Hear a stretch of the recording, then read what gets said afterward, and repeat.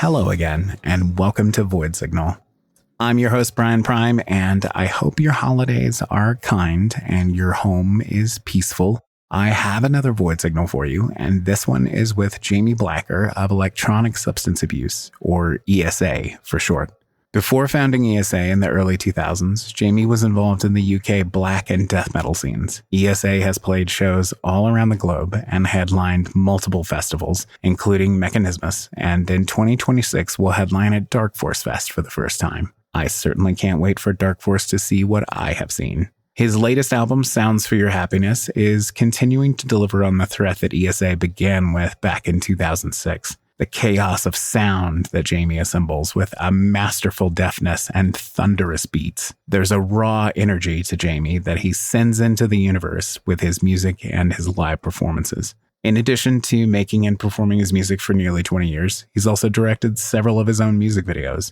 Jamie's attention to artistic detail comes through in everything he does, and the videos are no exception. I recommend giving them a watch, especially if you enjoy horror films. But before we get on to the chat with Jamie, I would like to mention once again that Void Signal is made for people, not algorithms, not advertisers, and it's always been ad-free and powered by listeners like you. You can help support the Void Signal project for as little as $2 a month. Please consider visiting voidsignal.net, patreon.com/voidsignal, and sign up. It actually helps me a lot, and I'm deeply appreciative of everyone who contributes. So thank you for your consideration.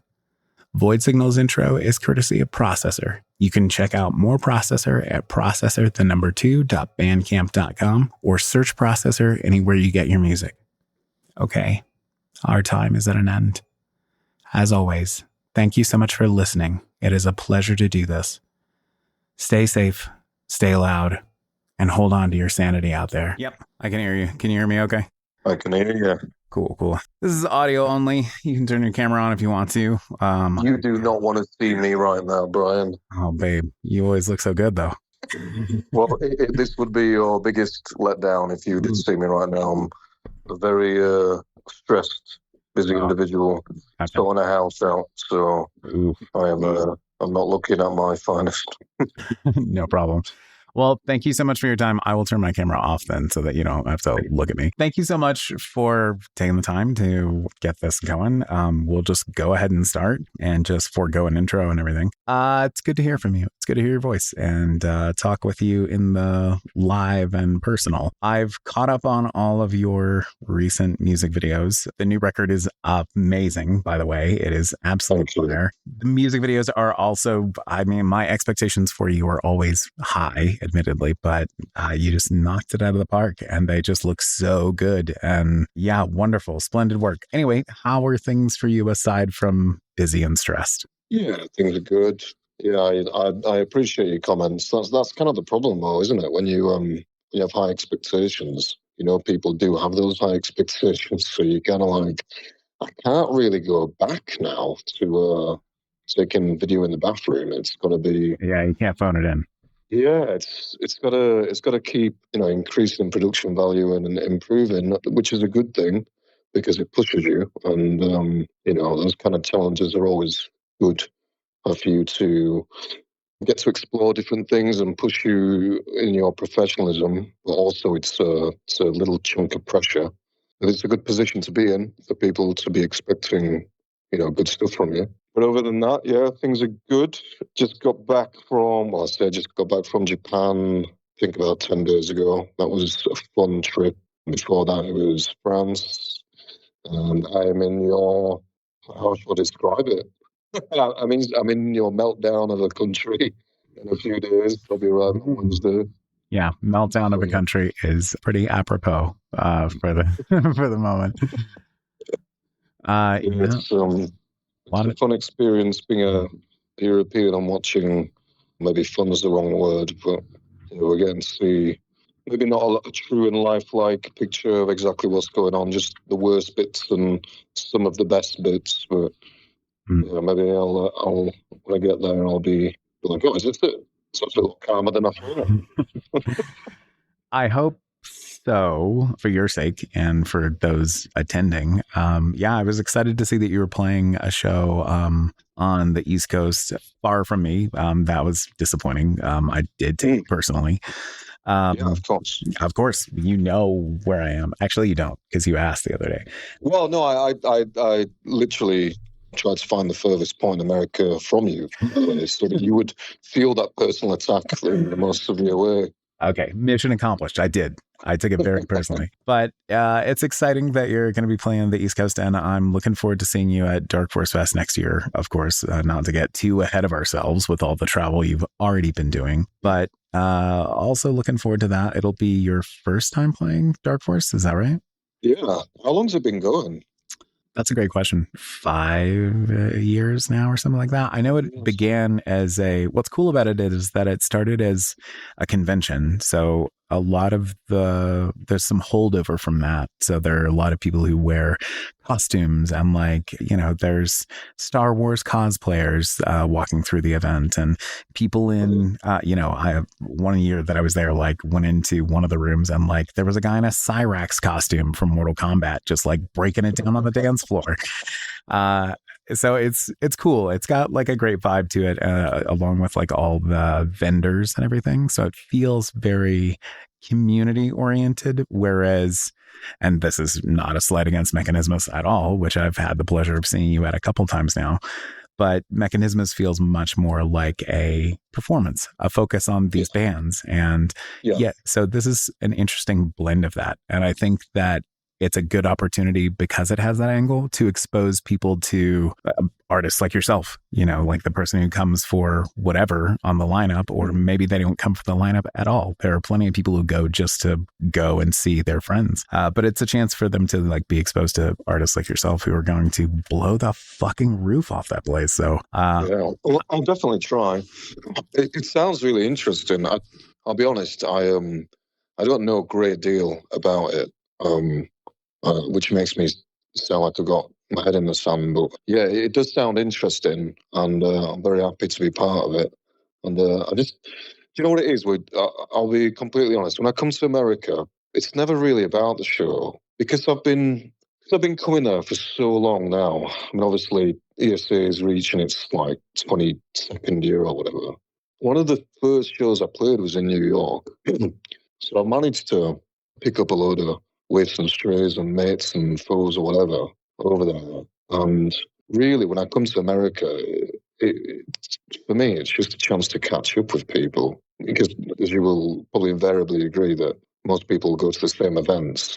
So if it's a few years between, shows, for me, it's just a chance to, I just really look forward to meeting up with people and seeing where they are in their lives a few years in between. So yeah, it sounds like Dark Force Fest will bring a lot of the usual suspects and new people as well. So I just really look forward to catching up with people. Yeah, no, agree. Same feeling for me after going to some of these festivals multiple times, multiple years.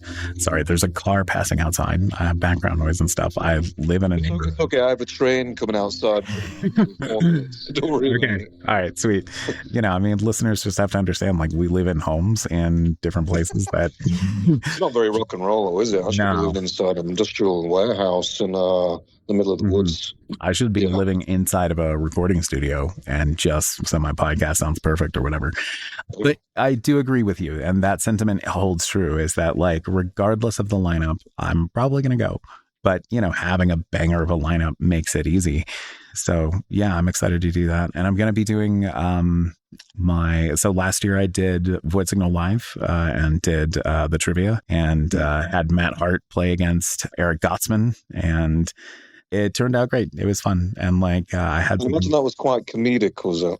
It was, yeah. It was fun questions, movie subplots. I'm going to give you the subplot for a movie, and you tell me what movie it is. And that's really interesting. Yeah, so it's fun. People laughed, and it's a fun vibe there. But yeah, it's looking forward to it. I'm a little sad there's no Mechanismus this coming year, but understand why. Yeah, the guys need a break. They put so much effort into that festival, and the thing is, whenever I see Ali 2 or 3 years in between, he always looks like he's aged about 8 years.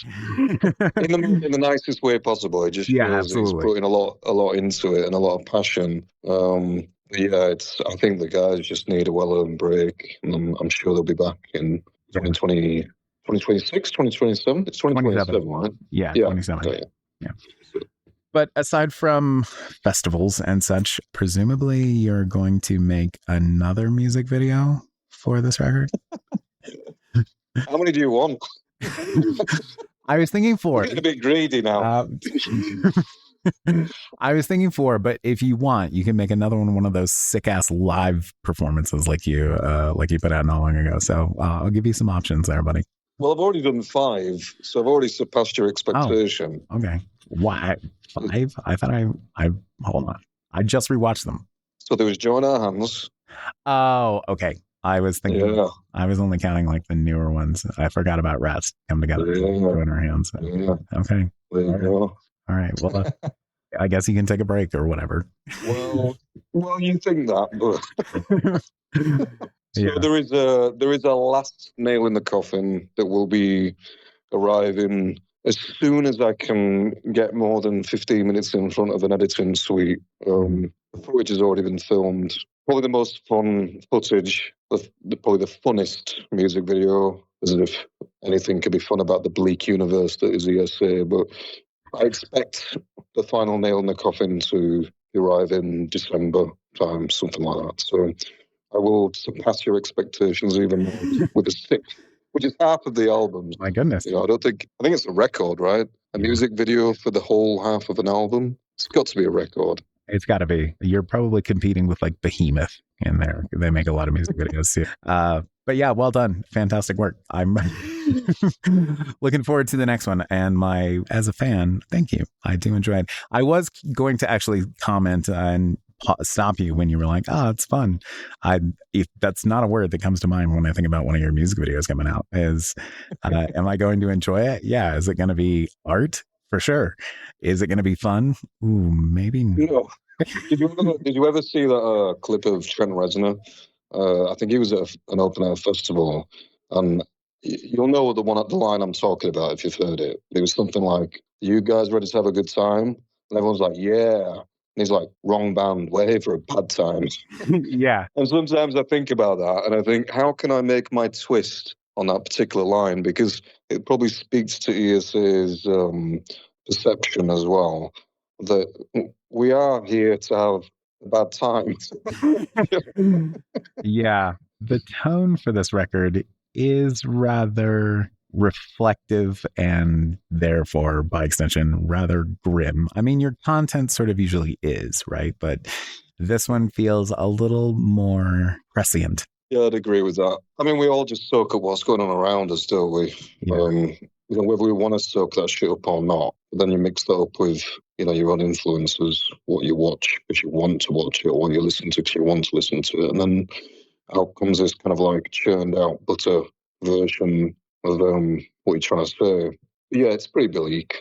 Like, I'm not a particularly bleak person. I feel most of the time reasonably joyful.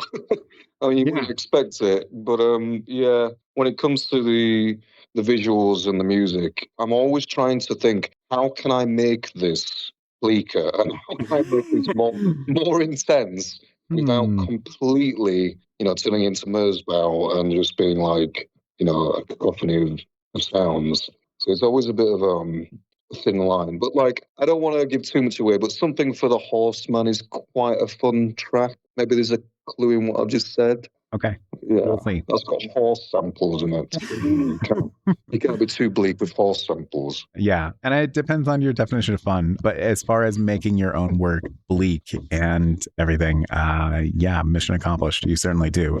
This one especially, and the music videos to match. I was watching them and, watching it. They're so visceral as you usually deliver. So well done. Good job. Yeah. I've got a question for you, actually. Yeah, sure. So I was watching a TikTok that Lizzo put out a couple of weeks ago, I think. She was talking about the death of the music video.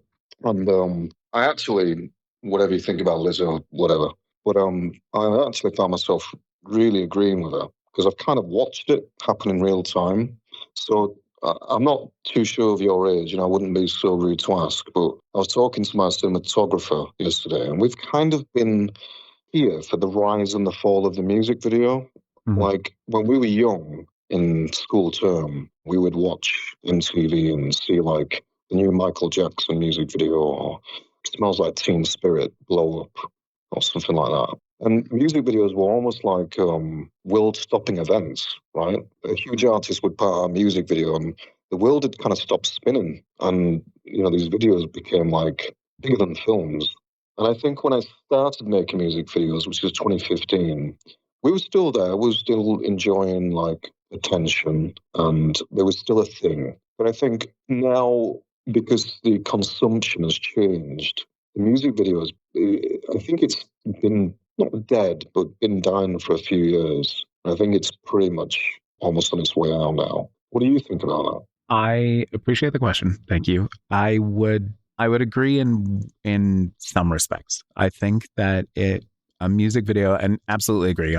I turned 43 in January, so I've experienced that and seen how big of a deal a music video could be for an artist. I mean, it could be the reason that a song was a hit or not, and it had a lot of sway. And I think that they were once upon a time produced, like you said, to be bigger than films because they were a big commercial. They were a big advertisement. They were a big piece of the puzzle of the representation to be consumed. And I think that probably now anybody making a music video like yourself or many of the other artists in our small scene or any scene, I think it is probably being made more just for passion, like to exist as art on its own versus as being a vehicle for the song, but rather a component of. And I would hope that most people are sort of taking that approach because the return on investment, which is what any musician has to think about nowadays, right? Any return on investment is going to be intangible. You're not going to be able to measure it very well because I got so many streams and I got $5 or whatever. But the thing you made might linger with someone, and that person goes to a show or buys a CD or goes on Bandcamp or whatever. And you don't get to have that data of this caused this other thing. Yeah, I think you've got a really decent grasp and a very similar grasp as myself. It really is about the passion. Mm-hmm. And you're certainly not going to get anywhere near the return back on it. I mean, I'm very lucky because my budget is probably lower than somebody else would need to attack the same project, just because I know people, we work together sometime. But I think what I was going to say is, I think a music video, just like film, because you'd probably agree that my music videos are probably touching more on film than a music video per se. What that acts as is a conduit to explore the message and the representation of who you are and what you're trying to deliver sonically, or the story you're trying to tell. It's telling a story, right? And I think when you see, when people don't use the opportunity, even if they have the budget to do so, and they either don't make a music video or they make a music video that's extremely bland, i.e. just, get us in the studio, we'll sing along. For me, that actually, I'm going to correct that. I think more the latter than the former, because a lot of people do not have the budget, and I fully understand that. I feel that very closely, trust me. But when people do a music video and there's just not a lot going on, it's just like studio recording, whatever, it kind of says to me, there's not really a lot going on there. What is your music actually about? What are you creatively, what is it? And that might be quite a stark comment to make, but we have this ability, if somebody gives you the ground to make a music video, you can make something extremely interesting that can convey your message. Alternatively, you could just hire a studio for 3 hours and play some instruments. So I think it acts as a really nice conduit just to just tell the viewer and the listener what it is you're trying to say and what makes you excited. And that's what I've always tried to do. And I think a lot of other bands do that also. It's just unfortunate that in today's current consumption style, the music video doesn't really fit into the puzzle anymore, or not as much as it did.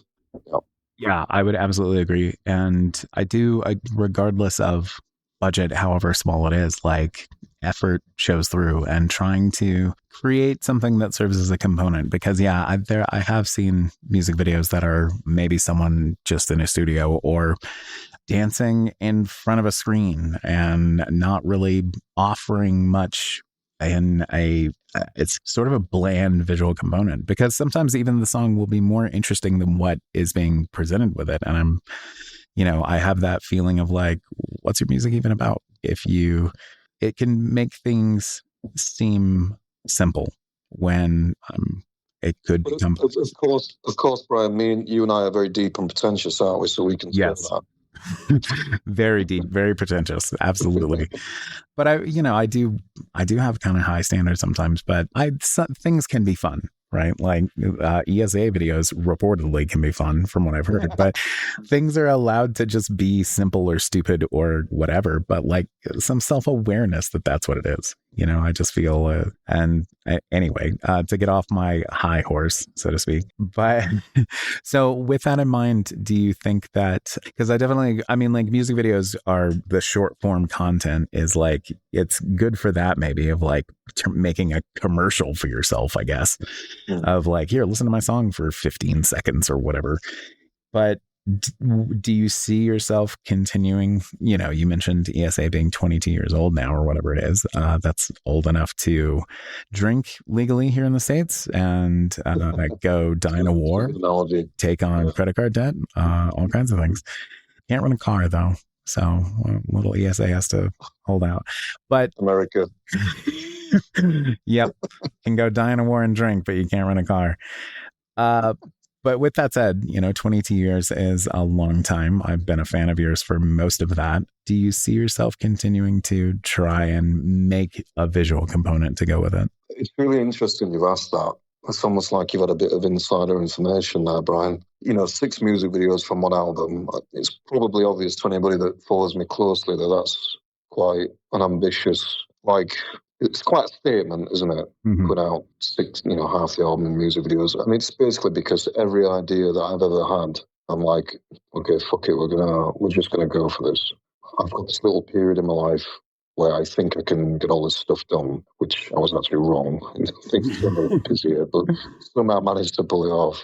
Kind of like a little bit of a self-imposed mountain to climb, just to see if I could just drain myself of all that creative ideas. Because, as you get older, responsibilities become more, I don't know what the right word is, but your obligations increase. Mm-hmm. So I'm not sure going forward how much time I'll have to put into music videos, just the time, the energy, the money as well. So we'll just have to see. I mean, the thing is, I say this to everybody I know. I say, okay, that's the last one. I can't. I just don't have the energy for the one. Much like Ali at the last night at my right? Yeah, exactly. He's always like looks exhausted, and that's me after a shoot. Yeah, it's probably me for a full week after a shoot. It's probably me after a 7-hour editing session as well. Mm-hmm. But I definitely don't want this to sound negative because it's not. Cause I've really enjoyed what I'm doing. But I think we just have to wait and see. The problem is, and this is what I was going to say, I've said this to many people, like, okay, that's it. But then I have this really annoying thing when I wake up with ideas. Yeah. And then I'm like, fuck. Yeah. And then I know I'm starting down that road again. And I'm not sure if it's like personality disorder or whatever, but I'm like, until I do it, until I realize it, it's just there like this fucking thing in the back of my brain. I'm doing all my important stuff in life and getting all the realistic things done. Then I've got this little fucking thing in the back of my head going, you still got that thing to do. You still have that idea, right? You're going to do it, right? So I don't know if other people feel the same way, but yeah, I really struggle to kind of like put that in the bin. It's always going to be there. So my short answer to a long answer is we'll just have to wait and see, really. Sure. And I feel that as well. So I imagine that other people feel it too, right? But I think the difference per person there is just like maybe the drive. You're a very driven person, and your ideas are presumably very insistent, which I think kind of comes through in the fact that psychopath, you mean? Yeah. I do. Feel free to psychoanalyze me, Brian, if you wish. I don't want to do that. We don't have that much time. But yeah, I feel like it comes through because like you are so prolific, and you've done a lot and turned a lot of these ideas into product. Not to use a capitalist word about it for a piece of art, but you've produced pieces that move and breathe and make noise and impact people. So I think your dedication is admirable. And I just have to say, just really quick on that note, and I meant to mention it before, but your music videos and the effort you put into it and your production and everything is always so far and away distinct and a little bit of a cut above what other people are producing. And it really shows. Yeah, again, well done. Yeah. No, I appreciate that. I'll be honest, there was a point in Thailand when I've written about this, because I felt it was an experience that was worth writing about. Mm. There was a point in Thailand where it'd been like, I mean, I don't know if you know much about Thailand, but in rainy season, it goes from like blistering sunshine and peaceful skies to like the kind of storms that you see on movies. Mm. And, for 2 solid days before that shoot, it was ripping markets up outside the hotel. You walk outside at your own peril kind of thing. I'm not, maybe exaggerating slightly, but not by much. People did get killed. So, like, there was a point when I was in a hotel and it'd been raining all day, and I was like, how do we do this? Like, literally try to strip back all the emotion from it, but look at the situation from a really logical black and white view and be like, how am I going to do this tonight? Because we've got all the equipment, we've got the actors. We're in a very difficult area of town to film, which is Chinatown, which is the busiest area of Bangkok. Like, how do we get through this chaos? And then I was just like, stop thinking about it. Just go out there and get the first shot and then see what happens. Because otherwise you're just going to regret it. And we just got one shot and then we're like, okay, can we get another? Okay, let's get another. And then slowly the rain started to ease, as if the Thai gods were like, all right, you've put the effort in, we'll help you out a little bit. Sure. So, and, it got to 5 a.m. and we finished, and I was like, fuck me, I think we've done it. And, I just knew that if I didn't attempt it, then I'd regret it for, years down the line. Because pain is temporary, isn't it? Like, it can be awful at the time, but it's only temporary. Once you've had a shower and maybe 2 good nights sleep, you're back to normal again. So that was probably my biggest challenge, and probably the biggest example of the drive that you're talking about, which just wouldn't give in, basically. Yeah, agree. And I have used, I'm always like over ambitious with like things I want to do for the show and things. So like I want to do another Halloween special this year, and Halloween's imminent, and we're a little light on stories still, and I haven't been able to spend a lot of time on the Void Signal, but I'm still going to try and do it, because if I don't, then 2 weeks from now, I'm going to be like, oh, fuck, I wanted to do that thing I like to do. And, I'm not necessarily making it for everybody else so much as just like, I want to make this and I want to make it as good as I can. And I rely a lot on my charm and on... How's that working out for you? Pretty good so far, if I'm being honest about it. Actually, it has gotten me very far, but charm and some luck, a lot of luck. A lot of just like, oh yeah, great.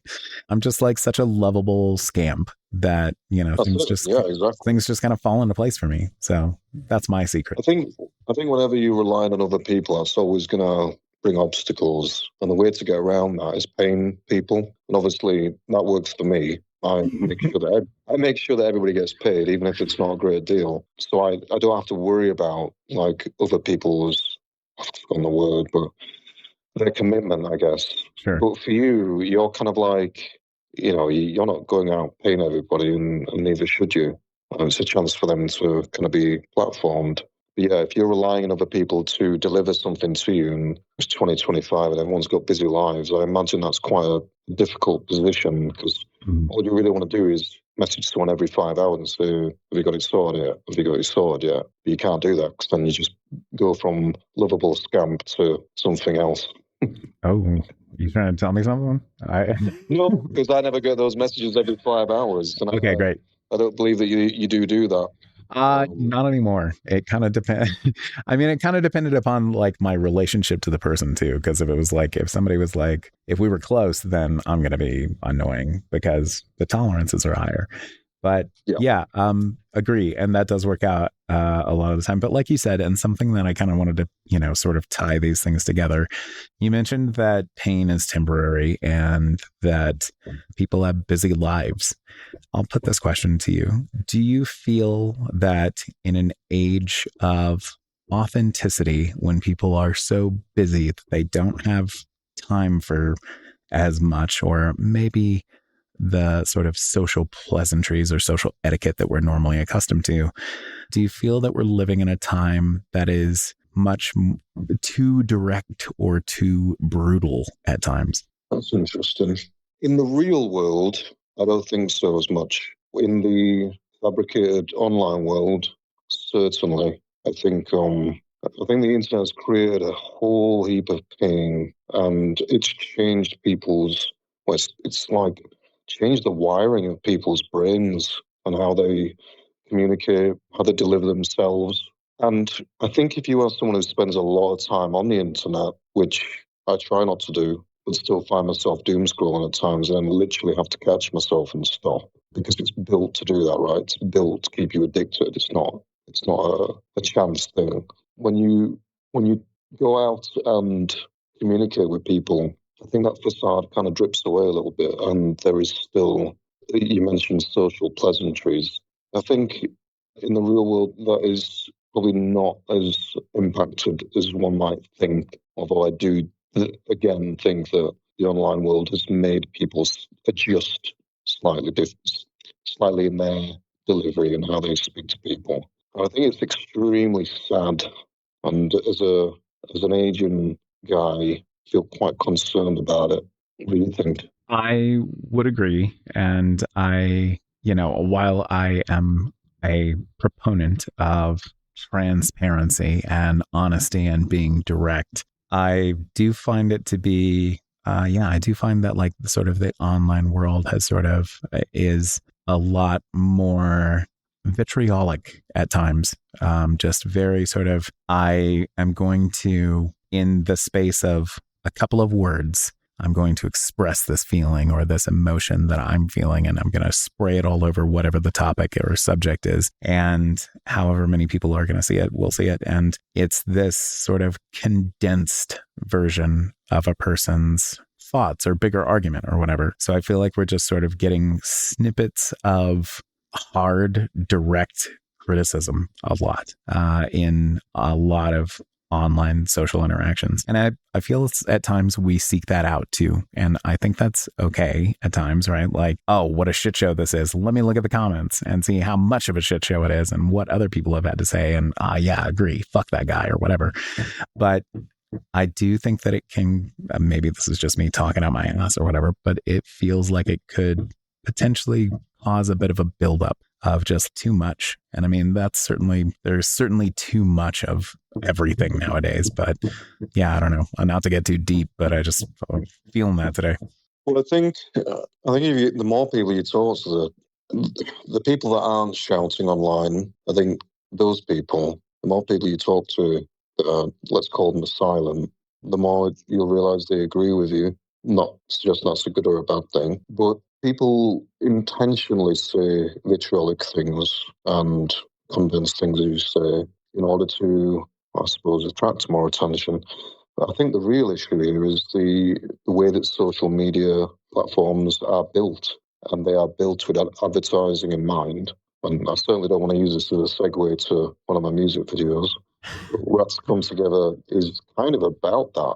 It's you've got these social media platforms which play an enormous part in everybody's life now, and they are basically the whole vehicle is run on advertising. So they will push via the algorithm the most intense stuff because people look at that, they're interested in that, just like they were hundreds of years ago, but in different ways when they used to turn up to hangings and whatever. It's all part of human nature to look for intense things, to get like excitement, to break up the rigidity of modern day life. So the algorithm will push that content because it will have more advertising agency. So it's really, it's this architect. We're all architects of our own demise, really, because we all are addicted to that kind of, I'm struggling for the right word, but sensationalist, I guess. Sure. It does feel like it is maybe feeding us a poison of just like we are being fed only what we want to see. And unfortunately for some of us, a lot of us want to see the worst. And I think that, Can I give you a very good example? For sure. So I have a friend who is probably completely the polar opposite demographic to me, and we speak very frankly. And I, as a white, cis, 44-year-old guy, will be delivered content. She also gets delivered the same content, exactly the same content. However, it's edited differently. So she will send it to me and say, look at this. I'll say, oh, shit, I saw that yesterday. And it will be the same footage, edited differently, different captions, different sound, whatever, both leaning towards our demographics. I mean, that is insane to me. And it is like the biggest example. It's like a personification of the problem. Like, I'm being assumed as a cis white guy. You want to see this, like, this will make you feel a certain way. And she's getting the same content delivered differently to, tap into what her expected emotions and alliances and ideals are. And it's really sinister, Brian. It's really like heinous. And that's, to me, it's a dystopia. And that's kind of exactly what Rats Come Together was about. Propaganda is a word that's thrown about quite a lot. But all information is propaganda, depending on how you massage it. And her getting this kind of content and massaged in that particular way, and me getting massaged in a different way for a different intention, for a different result. It's fucking scary. And it makes me want to just live in a cabin in the woods and just have and just go completely off grid. Like, I think about it every day. Yeah, and agree. And it's extra sort of disconcerting when the algorithm will suddenly decide, like, hey, 43-year-old cis white guy, you want to watch this ad for some incel thing. You know what I mean? Like some sort of like extremely right wing out of the blue, like, hey, young man, we're going to tell you all about how women and the government have conspired to sell you these pills to grow your hair back and make your dick hard or whatever. And it feels like such and if it's happening to me, then it's definitely happening to other people who are. Well, before I forget this point, sure. Let me just say this. We have seen the most intelligent people on the planet. I mean, like incredibly intelligent, astute, aware people fall into these traps. Mm-hmm. So these traps are built specifically for an emotional response. And again, I don't want to segue into sounds for your happiness, but that's exactly what it's about. They are engineered to create an emotional response. And when you watch some of the most complex, intelligent minds fall into this trap and end up going down a road, I don't want to say cult, because I think cult is overused as well. But you see people that are incredibly astute and smart people falling into these traps. Nobody's safe. Nobody's safe. And what I will say, and this is quite provocative, you might want to, as a general rule, just stop and think, how has that person been led down that path? How do we connect with them? How do we bring them back before, like, I don't know, making your assumption, I guess. And I do try and do that, although it's very hard. It's very hard to just not have an emotional response to an emotional response. Yeah. And I think that question is maybe painfully relevant right now of how do you bring somebody back from something like that, from a viewpoint that feels so contrary to living a life in a global community where there are other humans that you have to share space with. I don't care. We'll go ahead and bring this up. Recently, Dark Force Fest had a band that was dropped with what I feel is good reason, but I think there's been a lot of rhetoric to follow that has been a lot of this sort of, it is a false narrative of persecution. And I'm being silenced for my viewpoints or whatever. And it's like the viewpoints are hostile to people. They are hostile to the community that is going to be in attendance of this event. So why some voices don't get to be heard? And I think that can be a good thing. As controversial as and shitty as that sounds, I promise I'm not a fascist. I just, we don't have to be tolerant of intolerance.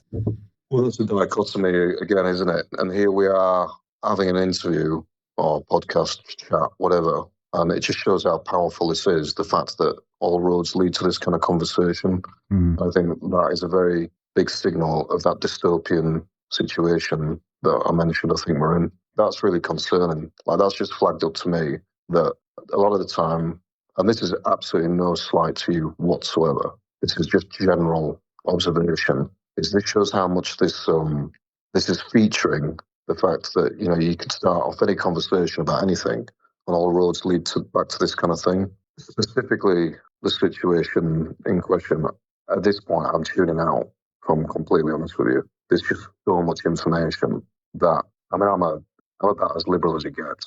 I don't think it's any surprise to anybody who's seen my music videos on my kind of outlook generally on life, and how much I think everybody should get to live their lives how they want to live, and nobody should be oppressing anybody as long as they're not oppressing people. That will always be my viewpoint. But yeah, there is just so much stuff going on, and sometimes for your own mental safety, you just kind of tune out a little bit. I think a lot of people are feeling like that. But I just think it's interesting how we talk about music videos, talk about an album, and then kind of all roads lead back to this. And it's just very, very typical, and I understand it completely, but it does concern me. Yeah, a sign of the times, perhaps. I don't want to keep you too long. One last thing I will ask you, which is just the last question of the show. What is something that you have been enjoying recently? Now that we've gotten nice and glim, or not glim, but, gloomy and grim and everything. What is... Glim's the right word. Yeah. Yeah, glim probably fits a little bit better. But what's something that you've been enjoying recently that makes you excited to get out of bed every day? Cutting up cardboard boxes and taking them to the tip, which seems to be my daily occurrence. We're just moving house. That's really enjoyable. Taking them to the tip? Oh yeah, the tip. That's our code word for like recycling centre. Ah, okay. I would say this is a little slice of British sarcasm. Okay, sure. I'm not enjoying that process whatsoever.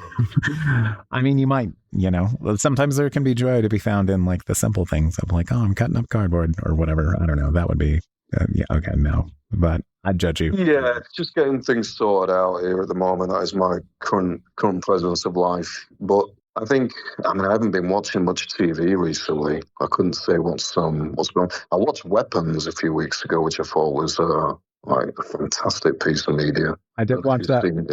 I just watched that last night, actually. What do you reckon? I did like it. The first trailer for it, I was not really all that interested in. But then when it came out, I heard like buzz about it. And I was like, okay, let's revisit. I did like it. I liked the mystery around it and the presentation for the individual stories, and then tying it all together made a film that is a touch long, but I feel like the format allows it to get away with that length a little bit better than if it had just been 2 straight hours of whatever. And plus, I'm such a fan and such a sucker for like, here's this scenario or here's this narrative, but taken from the point of view of someone else who was there and how their perception of these events might be seen.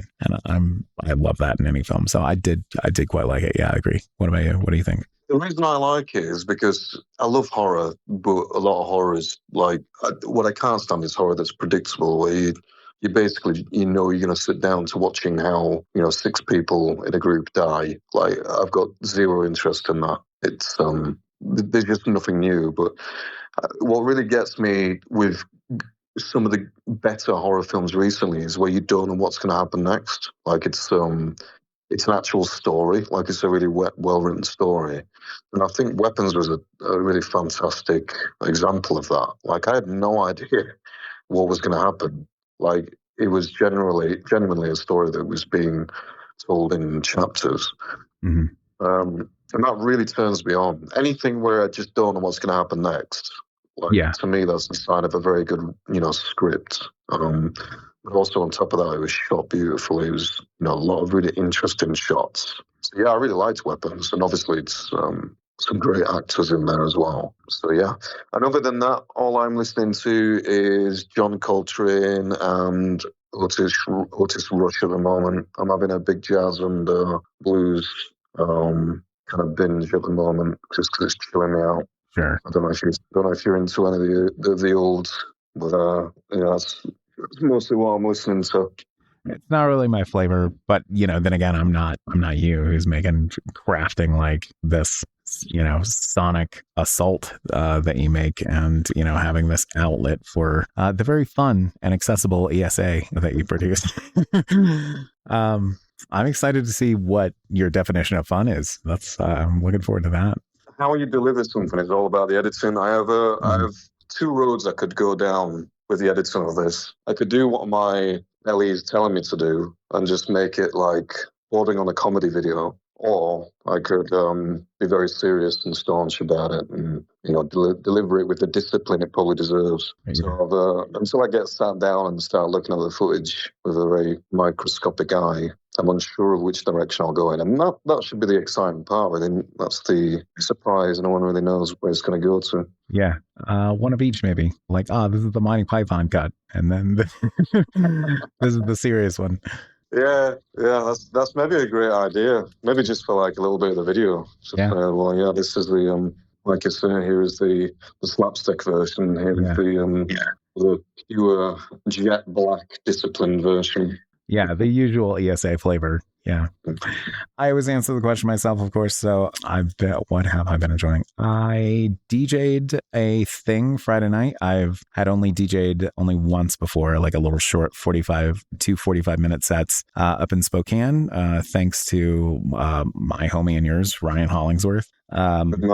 Yeah, love that guy. So went up there, DJ'd for him, and then turned out that a hookah lounge in Carson City, Nevada, just south of Reno, needed a DJ. And then I found out I was the only person doing it, and then found out it was the first time they were ever doing it, and decided to just connect with the owner and the promoter and give it a name, and I called it the Under Lounge, which is very nice. Thank you. I try to be humble about my ideas, but this is a pretty good one. Played some ESA to people's delight last night, or chagrin, maybe, I don't know. But yeah, people seem to enjoy it, and I had a good time. And yeah, I mean, it was a hookah lounge, so there's not a lot of dancing to be had, but that certainly didn't stop me from playing like the other thing I've been enjoying recently, since you mentioned music, a lot of funk and a lot of hard style. Ooh. Yeah, there's something just sort of really raw and visceral about both of them, and they both have that amped up energy that, like, when funk comes on, I feel like I could flip a cop car. Just get out of here, cop car. Take that, you piece of shit. Like, it's it's pretty strong. Well, that's probably the only genre I've not had a little poke around at. Ooh. So maybe you should select some of your choice cuts, and I'll try and suck it into my orbit. Okay, we'll do so. Your orbit is so sucky as it is. So there's so many other things, but I will try. That sounds like harassment to me. Well, that's part of being on Void Signal. Sorry, that's how it goes. But invited me to your under lounge, so you can get into a sucky orbit. That's going on the next poster. That's great. Excellent. That's a quote from ESA. Yeah, thank you so much for that. It's going to sell. I mean, no tickets because there's no cover, but I did get $50 worth of tips. So that was pretty sweet. Well, you're making more than I do as a performer, so well done. Yeah, take that. I just had to play your music.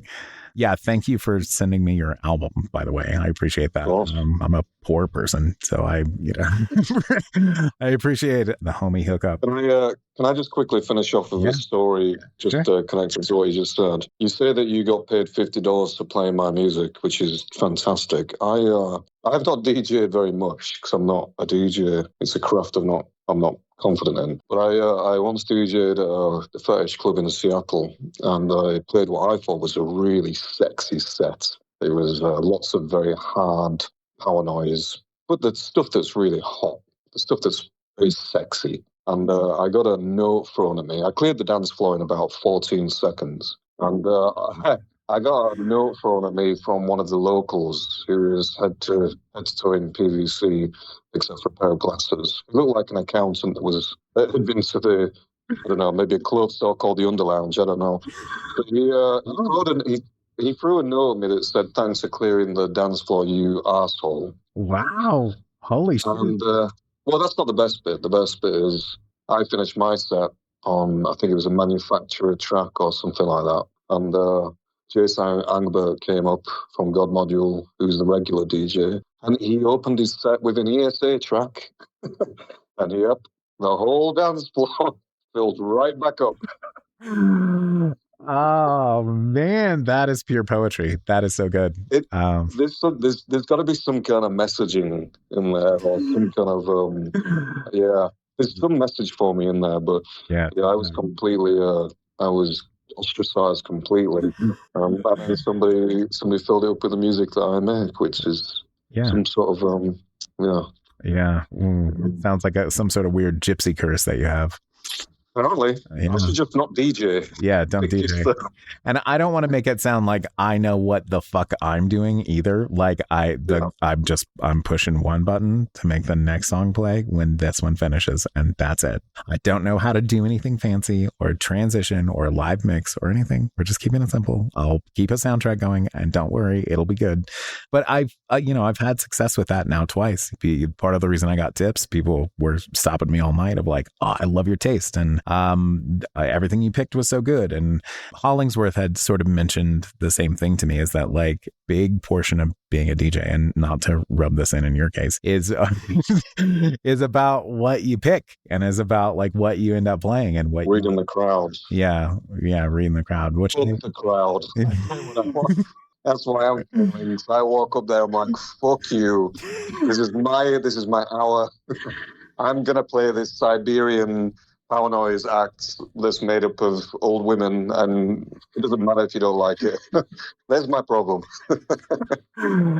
I did the same thing, admittedly. Like originally I'd asked one of the local DJs here, like, "Oh, what should I play?" And what kind of, because it was originally advertised as a goth night. And I'm like, "Ooh, let's not call it that, because I don't really want to play goth music." And I just played whatever, like funk and hardstyle and industrial and covers and whatever. So it went well. So maybe if you just were, maybe if your own personal music choice wasn't so dense, or maybe, or inaccessible, maybe you'd have better luck. Not that you need to DJ. Go on with your life. You have better shit to do. Keep making the music. Other people will play it. Yeah. I mean, I know you're right, but I'm still not going to do it. Yeah. Okay, great. Perfect. No notes. That's how we roll. All right. Well, I don't want to keep you any longer. Thank you so much for your time, for letting me impose on you. If you have 5 or 10 minutes in the next day or two to just voice note over like a quick little ghosty kind of a story for the Halloween special, I would appreciate it. If you don't, I'm not going to be upset, because you're fucking busy and it's a big ask. But yeah, it would be. Give you like my whole childhood life story. Yeah, you gave me a fucking great one and set the bar so high. I've had other people send in stories and I'm like, fucking Jamie just killed it. Not as well. Let's be honest. If I sold my story, the rights to a film company, I'd probably make a lot of money. You probably would. Because I've seen films with less substance than the experience that I had as a kid. Yeah. Which is so, go on. I was just going to say, which is why your story is so good. I was actually thinking of taking your original story and just kind of like remastering it, now that I have like a better idea of like how to use my audio software and stuff, and like include it in the new one as well, like along with like a selection of like the best ones I've gotten or something, because it's so good. Yeah, you could do a best of, couldn't you? I mean, I thank you for telling me that my the most traumatic time of my life for you. Good to know. Yep, sure did. As long as it, that's obviously what it was aiming at. As long as it had a good result for you. It's a net positive, because like not only did you get to grow from it, but I did as well. I'm pretty sure it stunted my growth, if I'm honest with you. You seem fine. Blame it on that. Yeah, well, yeah, we talk about how bleak the music is. You seem fine, yeah. Yeah. Obviously not had an impact on you. You make air quote fun music videos or whatever. I mean, there's got to be a reason. I mean, it's probably a genuine contributor as to why my brain works the way it works. If you are seeing weird shit, hearing weird shit, talking to fucking old men when you're fucking 5 years old, then it's gonna sit in your subconscious somewhere, isn't it? Yeah, that does explain a lot about you now that you put it that way. Yeah, thank you so much for this. And if you have any other random stories, maybe not from the childhood or whatever, but just anything else you want to share, cool, I'd appreciate it. If not, it's no fucking big deal. Thank you again for not just taking the time for the chat. It's always good to talk to you and hear your thoughts on things, but for the music and for continuing to make it and have a presence in the little scene that we find ourselves in. It has been, you mentioned it being 22 years old, and not to get too sentimental, but that's a huge portion of my life. I remember like listening to ESA when I was getting married like 20 years ago or whatever. And I'm divorced now, but I'm still married to ESA in my heart. So, oh my God, you were working up to that line, weren't you? Yeah, I was. That's just. Did you have ESA as your first dance music? I did when not. You got married? No. Oh. No. Well, that's where your marriage has obviously gone wrong. Yeah, that's probably what it was. Yeah. So the next time you propose and you decide to go down that road, you need to play the gallows you built for yourself. As your first dance, and then you'll be absolutely fine. Oh, okay, not Saturnalia, which would be my second choice. Well, it will never be enough. It's a cracker for a first dance. Yeah, that one too. Yep. Excellent. Good choices. All right, my friend. Thank you so much for your time. And of course. Thank you for everything. Have a good rest of your evening, and I'll be in touch with you when this comes out. Thank you. And I will see you in May. Yes, I will see you in May. All right. Have a good one. All right, boss. Cheers. Bye-bye.